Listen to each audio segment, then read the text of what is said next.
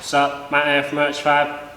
Today's vid is 3 steps to neat looking welds, MIG welds. Right, step 1 is preparation and fit up.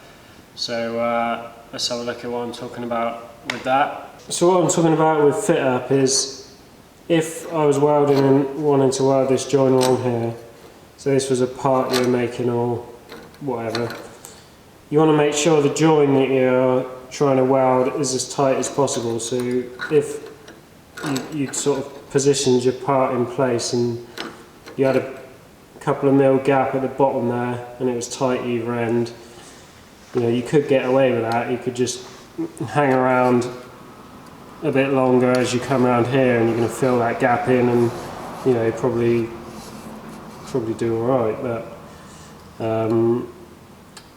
it's just the difference of taking that extra bit of time and that extra bit of preparation to make sure you got that tight gap, and then that weld you can just have a really consistent looking weld along the top. And same if you were, say this was a piece of plate I was making to go fit nicely around there, you would want a nice consistent size gap to fill in with weld there. So if you made it and you had a little bit of a sort of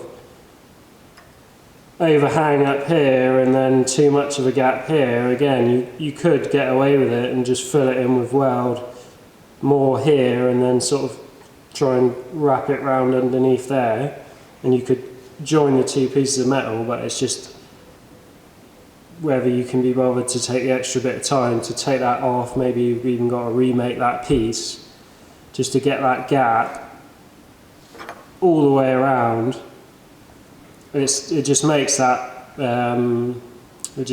much difference when you come to actually weld it. Like most things, it's most of the time goes into well, yeah, I mean 95% of the time goes into the preparation of it all, and then it doesn't really take long to weld it together. But you can really see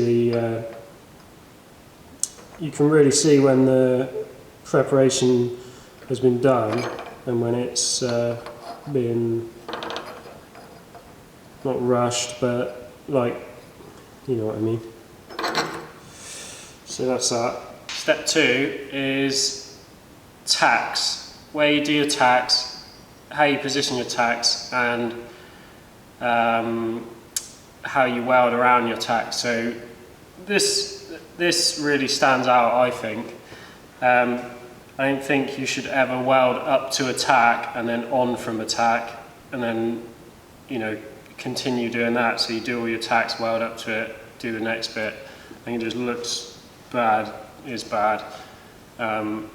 So tack in a place where you can just weld straight over the top, or grind your tacks down and, you know, continue your weld as you would normally. Your tack shouldn't be part of your weld. It's just holding it in place so until you get around to actually welding it. So that's the second thing. Right, so this one, I've made sure the gaps are nice and consistent, V'd out all my tacks. It's just not, you know, everything's clean. This one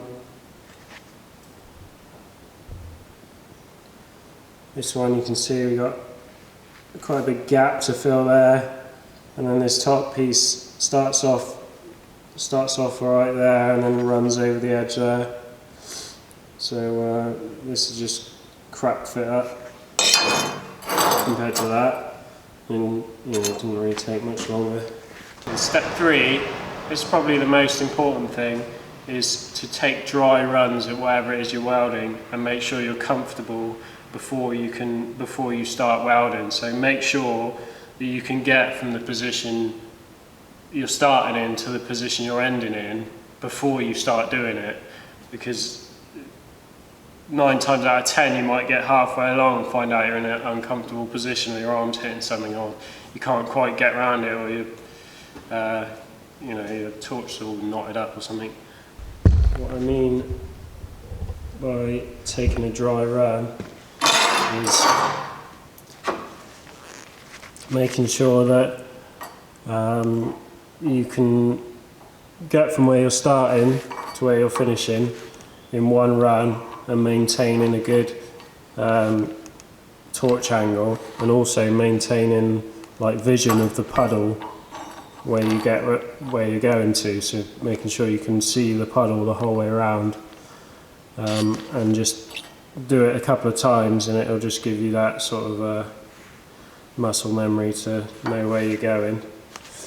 And being comfortable, like if you're working in a car or something, sometimes you just gotta, you know, get out of the car and get in from another direction, and like sometimes you really can't be arsed, but you just have to do it if you want it to look good. So that's the 3 steps, and let's see what difference it makes to ignore those 3 steps and then use them. So on this one we'll do that. I'll make sure that I'm comfortable and doing it all, and then on this one I'm not gonna grind my tacks out. I'm gonna weld up to my tacks, which I said looks crap, and then do this. Try and do this like one-handed, and just what you see people doing a lot of time is just sort of one hand hover the torch when you can't really. You need to be using like 2 hands and supporting to get it smooth. So we'll do this one first.